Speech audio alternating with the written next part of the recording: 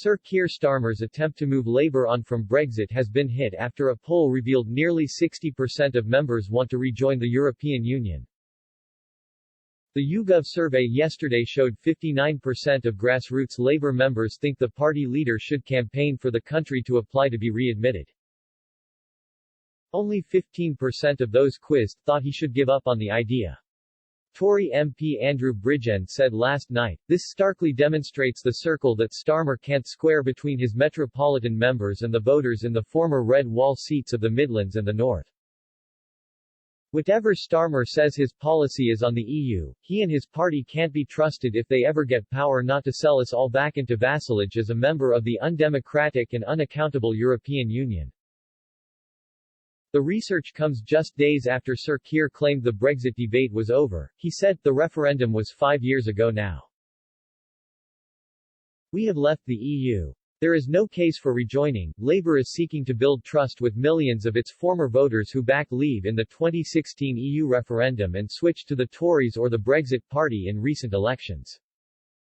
The party now faces a battle to hold on to Hartlepool, Co-Durham, in a crunch by-election on May 6.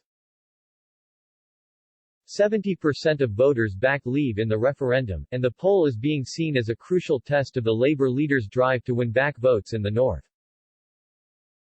In a newspaper article yesterday, Sir Keir responded to recent criticism that voters do not know what he stands for. He also revealed he has ordered Labour to prepare to fight an early general election in May 2023. He said, "I'm now looking forward to taking the mask off and opening the throttle. I've instructed the party to be election-ready for 2023. The next election, whenever it comes, will be a once-in-a-lifetime chance to get Britain working for everyone." Sir Keir, marking a year since taking over from the hard-left Jeremy Corbyn, continued, "We've been rebuilding the Labour Party and demonstrating that we are under new leadership. But it has been frustrating to spend the first year as leader unable to make a speech to a live audience or shake a single voter's hand. The left has been increasingly critical of their leader." In another article to mark his one-year anniversary, Neil Lawson, director of the centre-left campaign group Compass, wrote, "Today there is little buzz around Labour. The easy task of not being Jeremy Corbyn was achieved, but what now?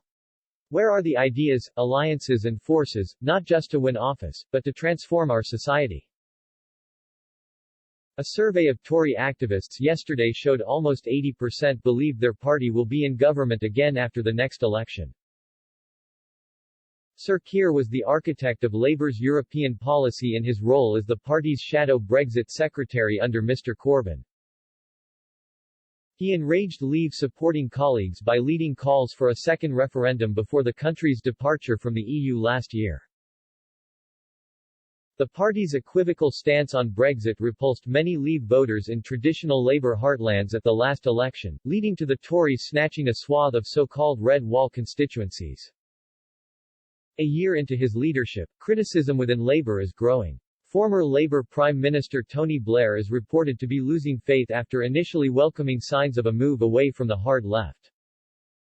Sir Keir has also struggled to land blows on Boris Johnson over his handling of the COVID pandemic in the light of the high-speed vaccine rollout. Some Labour insiders are understood to be lining up former Minister Yvette Cooper as a replacement if he is forced out after disappointing results in next month's elections.